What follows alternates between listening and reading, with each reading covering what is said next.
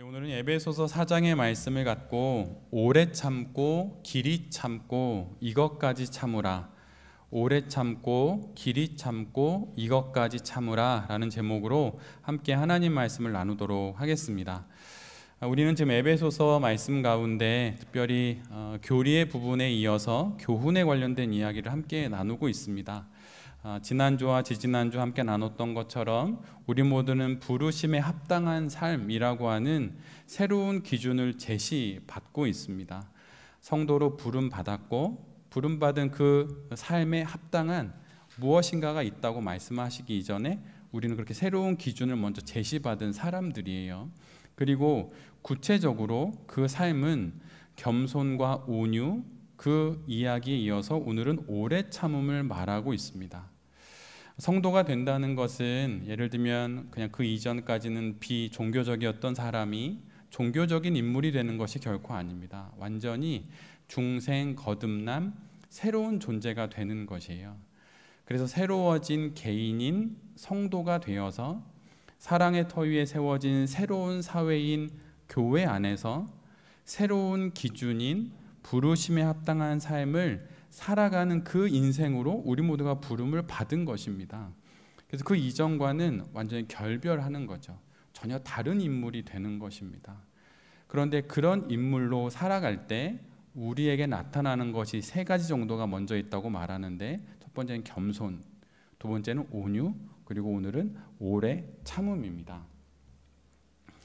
오래 참음이란 다양하게 이야기할 수 있겠죠. 끝까지 버티는 거, 견디는 거 이렇게 말할 수 있지만 성경의 이야기를 좀 모아서 정리해 보면 이렇게 말씀을 드릴 수 있어요. 기한을 제시하지 않고 기대를 갖고 어려운 상황을 받아들이는 것입니다. 오래 참는다는 것은 기한을 정하지 않는 것이에요. 시간은 이만큼, 내년 이맘때 이런 게 아니에요. 그렇다고 기대가 없지 않습니다. 기한은 정하지 않지만 기대는 갖고 있고, 대신에 지금 현재 어려운 상황을 그대로 받아들이기로 결심한 것, 받아들이면서 사는 것, 그것이 바로 오래 참음이라고 하는 것입니다. 오래 참음의 영어 표현을 여러 가지로 들 수 있겠지만 그 중에 하나로 가져온다면 long suffering이 되겠죠. 그러니까 길게 고통을 받는 것이에요. 그러니까 긴 시간의 고통, 그걸 견뎌내는 것, 그것이 바로 오래 참음입니다. 그래서 짧은 시간 견디는 건 오래 참음이 아니에요. 잠시 잠깐 버티는 것, 주사 따끔하는 거 버티는 것, 그건 오래 참음이 아닙니다. 성경이 말하는 인내도 아니에요. 길어야 합니다. 내가 생각하는 것보다 길고 오래고, 그런 것들을 포함한 것이 성경이 말하는 오래 참음이에요.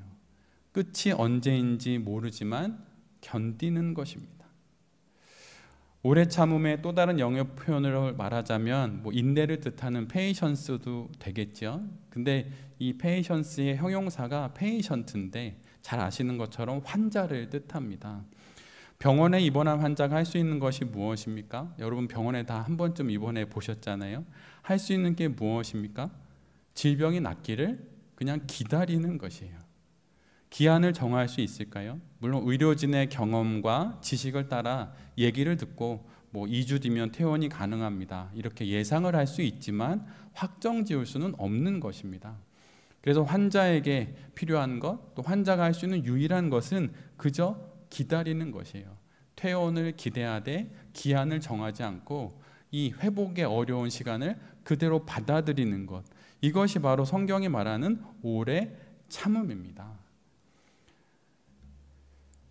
오래 참음의 성경적 뜻도 이거와 크게 다르지 않아요. 스스로 여러분 기한을 정하지 않는 것이 오래 참음이에요. 하나님께 우리의 바램을 기도하며 아뢰 수 있고, 다음 달쯤에 이것이 해결되기를 원합니다, 기도할 수 있고, 그렇게 말할 수도 있지만 그걸 확정하지는 않는 것이에요. 기한을 확정하지 않고 닥친 상황을 그냥 받아들이고 견디는 것입니다. 그것도 길게 견디는 것이에요. 근데 여기서 정말 중요한 것은 그냥 기다리는 것이 아니라 기대하며 기다리는 것입니다. 길어지면 기대하기가 어렵겠지요. 그런데 성경이 말하는 오래 참음은 기대하면서 기대하면서 기다리는 것이에요. 당연히 기대하며 기다리니 그 사람이 하게 되는 것이 무엇입니까? 당연히 기도를 하게 되는 것이죠. 여러분이 정말 성경이 말하는 오래 참음을 하고 있다면 여러분은 기도할 수밖에 없어요. 왜냐하면 기대하는 것이 있기 때문이에요. 근데 기도하지 않고 그냥 기다리고 있다면 여러분 그건 성경이 말하는 오래 참음이 아닙니다. 우리가 기대하는 것은 무엇입니까? 하나님의 응답을 기다리는 것이죠. 그것도 기대하는 것입니다. 그러기에 기대하지 않고 기다리는 것은 성경이 말하는 오래 참음이 아니에요. 기대하고 소원하면서 기다리는 것이 오래 참음입니다. 만약에 우리의 오래 참음에 기대가 없다면, 또 소원이 없다면 그것은 그냥 참는 겁니다. 그 사람이 착해서 그냥 어떤 그런 것도 아니고 그냥 성경의 오래 참음이 아닌 것이에요. 성격과 또 성향상 참을성이 많은 분들이 있을 수 있는데 그냥 그렇게 참는 것이죠. 그것이 아니라 정말 성경이 말하는 오래 참음이라면 기대가 있고 꺼지지 않는 불꽃과 같은 기대가 있고 그 기대가 이루어지기를 바라되 간절히 기도하면서 현재를 받아들이는 것, 이것이 바로 성경이 말하는 오래 참음입니다. 그렇다면 우리는 왜 오래 참아야 하는 것일까요? 가끔 좀 참아봐 이러면 내가 왜 참아야 하는데 이렇게 그 사람한테 나도 그대로 갚아주고 싶은데 왜 참아야 하는데 이럴 수 있잖아요. 많이 듣는 이야기입니다. 그런데 우리가 생각해야 될 것이 하나 있는데 우리는 오래 참음의 주체이기 이전에 사실은 하나님의 오래 참음의 대상이었다고 하는 것이에요. 여러분 한번 생각해 보십시오. 우리 모두의 이 땅의 출생 자체가 실은 타인의 오래 참음의 결과입니다. 이 땅에 태어나는 모든 생명들은 엄마의 그 긴 시간, 이로 헤아릴 수 없는 그 긴 시간의 오래 참음으로 모든 생명은 시작이 되었어요. 예외가 없어요. 오래 참음의 대상이 되어 시작하는 것이 모든 인생입니다. 즉 오래 참음의 빚을 지고 시작하는 것이 우리가 이렇게 살아가고 있는 인생이라고 하는 것이에요. 그러기에 우리가 왜 참아야 합니까? 라고 말할 때 우리의 태생 자체가 이미 빚을 지고 있는 것이에요. 그럼 빚을 갚아야 하지 않겠습니까? 그럼 당연히 참아야 하겠죠. 우리가 오래 참음의 주체, 나는 권리가 있어, 참지 않을 권리가 있어 라고 말하기 이전에 내가 누군가의 오래 참음의 대상이 되었다고 하는 것을 여러분 잊지 마십시오. 여러분 만나교회를 아시죠? 만나교회의 김병삼 목사님이신가요? 그분에겐 딸이 있어요. 장성한 딸이 있는데 딸이 좀 장애가 있습니다. 근데 감사하게도 따님이 몇 해 전에 결혼을 했어요. 이제 아주 건실한 청년과 함께 결혼을 해서 저 이제 충청도에 사시는데 그 딸을 키울 때의 이야기입니다. 딸이 몸이 장애가 있다 보니까 이제 몸에 경련도 일으키고 그런 장애예요. 그래서 여러 약을 복용하면서 이제 그런 시간을 보내야 하는데 의사로부터 아주 도움이 되는 신약을 이제 개발했다는 얘기를 듣고 그 약에 이제 추천을 받게 됩니다. 그래서 처방을 잘 받아서 그 약을 복용하게 됐는데 정말 도움이 된 거예요. 경련도 많이 줄어들고 많이 호전되는 듯 했어요. 그런데 그 약에는 부작용이 있는 걸 나중에 알게 됩니다. 그것이 뭐냐면 폭력성이었어요. 그래서 그 약을 먹으면 자기가 잘 절제할 수 없을 정도로 폭력성이 생겨서 아빠를 때리고 목사님을 때리고 핥히고 엄마를 때리고 이러는 것이에요. 얼마나 그게 폭력성이 심했는지 목사님이 두 손을 부여잡고 이래도 억제가 안 되니까 119에 전화를 걸어서 제발 어떻게 좀 해결해 달라고 그렇게 전화를 했다고 합니다. 그리고 성도들에게 알려지지는 않았지만 온몸에 멍자국이 가득한 시기를 보냈어야 했다는 것이에요. 그래서 그 약의 부작용을 알고 또 다른 처방을 통해서 그 시간을 지나게 됩니다. 그리고 나서 얼마 지나 이 딸이 결혼을 하고 엄마에게 물어봤다는 것이에요. 아빠는 경련을 일으키니까 완력을 써서 붙잡고 이렇게 하고 119 전화하고 이랬는데 엄마는 그 사모님은 그 딸이 때리면 그냥 맞았대요. 여러분 이해가 되십니까? 근데 딸이 나중에 의사소통 가능합니다. 딸이 엄마한테 물어봤던 거예요. 엄마, 그걸 어떻게 참았어? 내가 이렇게 막 때리고 하는 거 어떻게 참았어? 이랬더니 그 사모님이 이렇게 말했대요. 딸이니까. 내 딸이니까. 우리 모두가 다 그냥 이 땅의 삶을 이렇게 성품 좋게 그럴듯하게 사는 것 같지만 우리 모두는 누군가의 오래 참음에 신세를 지며 여기까지 오게 된 것입니다. 그러기에 내가 참을 수도 있고 참지 않을 수도 있는 그런 권리가 있는 주체이기 이전에 하나님으로부터 오래 참음의 대상이 되었고 출생 가운데 엄마의 오래 참음의 산고로 인하여서 나의 생명이 시작되었고 지금까지 걸어오면서 알게 모르게 나를 참아준 수많은 사람들로 인하여서 내가 지금 여기에 이르게 되었다라는 것을 우리 모두가 기억해야 하는 것이에요. 그게 세상 말로 말하면 염치가 있는 거예요. 염치가 없는 사람이 너무 많지요. 부끄러움을 알고 염치를 아는 거예요. 그래서 신세를 졌으니 그 신세를 갚는 것입니다. 왜 오래 참아야 합니까? 우리가 오래 참음의 빚을 졌기 때문이에요. 근데 여러분이 이런 이야기를 이 시대의 청소년들과 청년들에게 하면 어떨까요? 청년들이 엄청 싫어합니다. 너무 찌질해 보이고 유약해 보이고 매력이 없다는 것이에요. 그래서 밖으로 나가서 있어 보이고 힘있고 막 활력이 넘치고 생동감이 넘치는 그래 저런 거지 막 이렇게 생각을 합니다. 교회에서 말하는 오래 참음은 별 볼 일 없다는 것이에요. 그러나 여러분 세상이 말하는 그런 화려함과 멋짐, 생동감 넘치는 것의 결국을 보십시오. 그 끝은 그렇지가 않아요. 그런데 아직 청소년들과 청년들은 이 신앙의 신비를 그 깊이를 모르기 때문에 지금 그렇게 생각을 하는 거죠.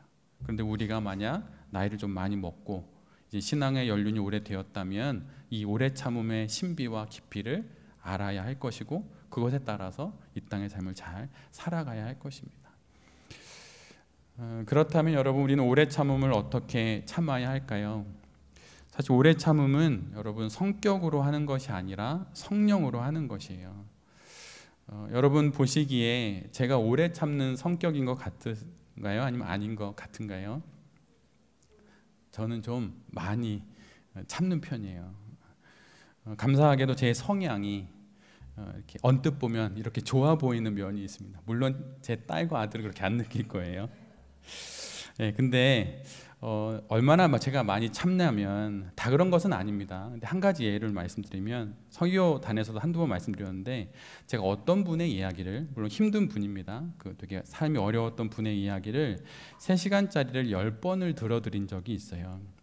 그런데 여러분 들어드릴 때마다 그분에게 제가 만약 마지못해 듣는 것처럼 비춰졌다면 그런 내색을 드러냈다면 그분이 7번, 8번, 10번 말했을까요? 안 했을 것입니다.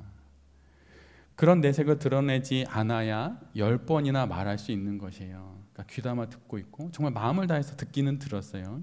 그런데 여러분 이런 것은 하나님과 관련이 없는 오래 참음입니다. 물론 힘들고 어려운 분을 연민하여서 들어드렸으니 좋은 것입니다. 넓게 봐서 신앙적이라고 말할 수 있어요. 그러나 여러분 이거는 너무 지나친 거예요. 물론 그 사람에 대한 연민과 애틋함, 환대의 마음으로 어려운 일들을 겪으셨으니 들어드리고 또 그분이 살 수 있으니 그렇게 그 시간을 가져도 된다 저는 생각을 했습니다. 그것이 안 들어드리는 것보다 좋은 것이지만 그것이 좋은 것이라고 말할 수는 있지만 이것은 너무 지나친 거예요. 왜 그런 것일까요? 성령으로 하지 않고 성격으로 했기 때문이에요. 오스왈드 챔버스가 했던 말 중에 주님은 나의 최고봉이라는 책을 읽고 제가 마음에 딱 갖게 된 생각인데 거기 나온 문장이었는데 다듬어지지 않은 장점은 2배의 약점이 되어서 돌아온다는 말이 있어요. 온순한 성향, 인내하는 성격 다듬어지지 않으면 결국은 해가 됩니다. 본인에게도 또 그 대상이 되는 누군가에게도. 만약에 제가 좀 더 지혜롭고 성령으로 충만한 사람이었다면 저에게 한 3-4번 이야기를 하셨으면 이제는 하나님을 말씀드리고 하나님에게 못다한 이야기를 해보시는 것이 좋겠다고 그렇게 권면을 했겠죠. 근데 그냥 무조건 다 들어드리는 게 전부인 줄 알았어요. 목회자 되기 이전에 청년의 때의 일인데 이제 이런 것이죠. 물론 아예 온순하지도 않고 불같고 잠시도 참지 못하는 성격이야 당연히 해롭습니다. 만약 그런 것이 있다면 그건 당연히 풀어가야 할 것이에요. 그런데 우리가 알게 되는 건 무엇이냐면 그냥 성격적으로 온순해서 참는 것이 성경이 말하는 오래 참음은 아니라는 것이에요. 하나님이 말씀하신 오래 참음은 이런 외형적인 것이 아니라 내면의 것으로 판단할 수 있는 것이에요. 성령으로, 성령의 열매로 그것을 하고 있는지 아닌지가 중요한 것이지 온순해서 그걸 받아들인다면 그건 성경이 말하는 오래 참음이 아닙니다. 여러분 그것도 있어요. 학습된 오래 참음도 있습니다. 성장의 과정상 가정 안에 여러 가지 부모님과의 관계나 형제와의 관계 속에서 의견을 많이 말 못하고 그러다 보면 사람은 온순해요. 근데 그거는 성령이 말하는 오래 참음이 아니에요. 학습되고 습관된 그런 오래 참음이에요. 외형적으로 비슷하지만 시간이 지나면 반드시 드러납니다. 그런 습관된 오래 참음엔 기대는 없어요. 기도도 없습니다. 반면에 성령의 오래 참음엔 기대가 있고 소망이 있어요. 그리고 반드시 하나님이 바꾸어 주십니다. 상황들을 말이죠. 그렇다면 바른 오래 참음의 판단 기준은 무엇일까요? 외형적으로 비슷해 보이는데 성격적인 오래 참음과 성령의 오래 참음이 외형적으로 비슷한데 그러면 이것은 어떻게 성령의 오래 참음, 하나님의 말씀하신 오래 참음 그걸 판단할 수 있을까요? 그것은 첫 번째로는 나의 오래 참음이 성령의 열매를 맺고 있는지를 보면 알 수 있어요. 여러분 애니어그램 아실 겁니다. 애니어그램을 해보면 주도적인 성향이 새의 몸통처럼 하나 있고 그 다음에 새의 양쪽 날개처럼 기본적인 성격 유형 외에 나의 성격을 돕는 느낌이나 행동의 유형들을 설명해주는 날개가 있어요. 2가지 요소가 보통 있는데 그런데 이것처럼 하나님이 말씀하시는 성경의 오래 참음에는 반드시 성령의 9가지 열매들이 따라붙게 되어 있어요. 성경을 읽다 보면 발견하게 되는 게 있는데 오래 참음 곁에는 늘 온유함이 따라붙습니다. 우리도 에베소서 그렇죠. 겸손, 온유, 그 다음에 오래 참음이에요. 오래 참고 있는데 내 안에 막 언제 한번 걸리기만 해봐 내가 쏟아내겠어 막 이런 거 오래 참음이 아니에요. 오래 참으면 온유가 왼쪽 날개로 또 오른쪽인 절제가 오른쪽 날개로 이렇게 해서 새가 날듯이 그렇게 있는 것이 성령이 말하는 오래 참음입니다. 온유한 사람이 오래 참을 수 있고 또 오래 참는 사람이 겸손하고 절제하게 되겠죠. 이런 것처럼 성경이 말하는 오래 참음은 늘 언제나 성령의 열매들과 짝을 이루어서 확인해 볼 수 있는 것이에요. 그림자를 통해서 그 원래의 본체를 확인할 수 있듯이 나의 오래 참음 옆에 온유가 있는지 겸손이 있는지 사랑이 있는지 기쁨이 있는지 이런 것을 통해서 확인할 수 있는 것입니다. 오래 참음이라고 하는 어떤 성향만 덩그러니 있는 것이 아니에요. 벼르고 있는 것이에요. 사실은 그거는 너 이번 참았어? 2번 참았어? 난 딱 3번만 참는 사람이야. 또 2번 다음에 한 번 하면 너 완전 내가 눌러놨던 거 터뜨리겠어. 이거 오래 참음이 아니에요.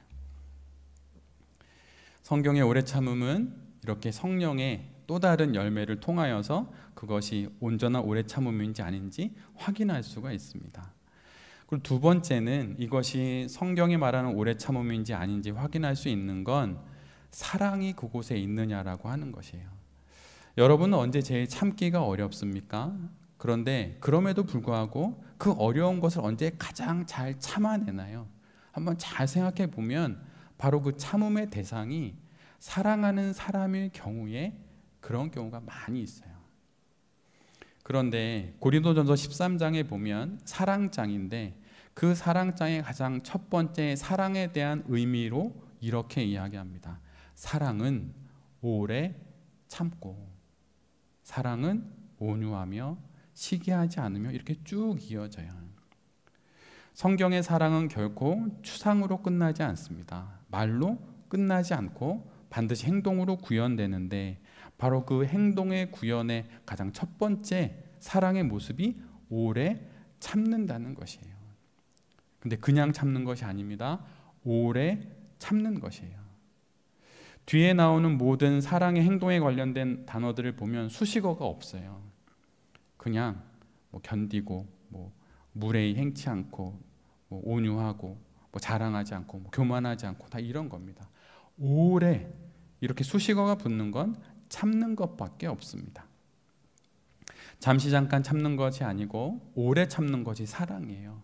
한순간 참는 것이 아니라 오래 참는 것이 사랑입니다. 사랑은 이것으로부터 시작됩니다. 참는 것으로. 그런데 여러분, 사랑의 첫 관문이 오래 참는 것인데, 정말 성경을 읽어보다 보면 정말 신기한데, 사랑의 마지막 문 역시 오래 참는 것이에요. 고린도전서 13장 7절의 말씀입니다. 모든 것을 참으며 모든 것을 견디느니라. 사랑하면 여러분 참는 것이에요. 나의 참음이 정말 성경이 말하는 참는 것이라면 사랑으로 시작해서 사랑으로 끝나는 것입니다. 여러분의 참음 속에, 오래 참음 속에 사랑이 그렇게 있는지 한번 잘 돌아봐야 할 것이에요. 세 번째로 나의 오래 참음이 성경이 말하는 하나님의 오래 참음인지 확인할 수 있는 건 소망으로 분별할 수 있다는 것이에요. 오래 참아야 한다고 말하면 대부분 부정적인 감정이나 나쁜 상황을 참고 인내하는 것으로 생각합니다. 물론 그래요. 그런데 이 시대는 참는 것 자체가 부족한 시대이기 때문에 이렇게 말하는 게 맞을 수 있어요. 분노 조절 장애도 있잖아요. 그래서 참는 것이 필요합니다. 그러나 긍정적인 것도 참아야 할 때가 있어요. 예를 들면 자녀에 대한 거예요. 자녀를 위해 부모가 갖는 모든 것들, 이것도 해주고 싶고 저것도 해주고 싶고 어려움을 겪지 않도록 미리 이것도 준비해주고 싶고, 다 이런 거죠. 거기 어디 나쁜 게 있습니까? 다 좋은 거예요. 좋은 부모의 모습일 수 있습니다. 그러나 여러분, 그것도 분별하고 참아야 합니다. 양육의 궁극적인 목적이 무엇인가요? 여러분, 독립이에요. 근데 이것은 신앙의 영역에서도 마찬가지입니다. 교회 안에서 이루어지는 많은 것들을 양육을 한다고 말하는데, 교회 안에서 이루어지는 신앙적 양육의 궁극적인 목적 역시 독립이에요. 정확히 말하면 하나님 앞에서의 독립입니다. 자녀들도 마찬가지예요. 자녀들을 키우는, 양육하는 모든 궁극적인 목적은 자녀의 독립입니다. 그래서 때론 외형적으로 좋은 감정, 좋은 태도이지만 그것도 참아야 할 때가 있어요. 그러면 어떻게 오래 참음을 분별할 수 있을까요? 그것은 앞에서 말씀드린 오래 참음이 성령의 열매라는 것에 힌트가 있습니다. 성도의 모든 성품은 결국 신의 성품에 참여하는 결과를 낳게 돼요. 그래서 내가 자녀를 두고 참는 이 참음을 통해서 내가 신의 성품에 참여하는 모습, 하나님을 닮아가는 모습이 된다면 그것은 옳은 참음의 기준이 될 수 있습니다. 여러분 한번 생각해 보십시오. 하나님께서 우리를 자녀로 삼으셔서 우리를 향해서 오래 참으십니다. 그런데 그 오래 참음 가운데 마지못해 참고 너무 싫은데 우리를 향해 참으실까요? 그리고 그 참음의 결과가 하나님이 피폐해지는 그런 결과일까요? 그건 아니죠. 오히려 우리를 향해 가지시는 오래 참음을 통해서 하나님은 말하자면, 이미 완전하시지만 말하자면 하나님은 더욱 하나님다워지실 것입니다. 그래서 우리는 우리의 오래 참음을 통해 나를 잃어가는 것이 아니라 나를 찾아가고 나라는 존재를 이루어가는 것이에요. 내가 지워지고, 자기 부인을 그렇게 이해하는데 그게 아닙니다. 나는 지워지고 나는 없고, 그리고 그 앞에서 무엇인가 하나님의 뜻이 이루어지는 게 아니에요. 오히려 하나님의 그 오래 참음을 통해서 하나님의 하나님다우심이 드러나고 하나님이 하나님다워지셨듯이 우리도 우리의 오래 참음을 통해서 나를 잃어가는 것이 아니라 나를 형성해 가게 되어 있습니다. 그래서 사실 사람들마다 참음의 모습과 대상과 내용이 다를 수 있어요. 누구는 너무 온순한 그 성향, 습관된 온순함에서 벗어나기 위해서 오히려 그 두려움을 참고 상황을 극복하고 문제를 풀어가야 할 때도 있습니다. 교회 안에 이런 분들이 의외로 많아요. 반면에 정말로 불같은 성격을 참아야 할 때도 있겠죠. 그래서 각 사람마다 참음의 모양과 대상과 내용이 다를 수 있어요. 그러나 그 결과는 똑같습니다. 하나님 안에서 나다워지는 결과를 낳는 것이에요. 오래 참음의 시작과 끝에 사랑이 있듯이 오래 참음의 끝에 바로 나다워지는 모습이 있게 되는 것이에요. 그리고 그런 소망을 갖고 우리가 이 땅의 삶을 살아가는 것입니다. 환난은 인내를, 인내는 연단을, 그 다음이 무엇입니까? 연단은 소망을 낳는다고 말하죠. 내가 어찌할 수 없는 환난 가운데 오래 참음을 통해 결국 이루게 되는 것은, 맺게 되는 것은 소망입니다. 참된 오래 참음은 우리를 소진시키지 않고 우리를 소망케 하는 것이에요. 여러분 혹시 오래 참는데 무엇인가 자꾸 내가 소진되는 것 같다고 느껴지시면 성령으로 참는 게 아닐 수 있어요. 성격으로 참고 습관으로 참고 그 상황을 어떻게 풀어낼 수 없으니까 그냥 버티는 거죠.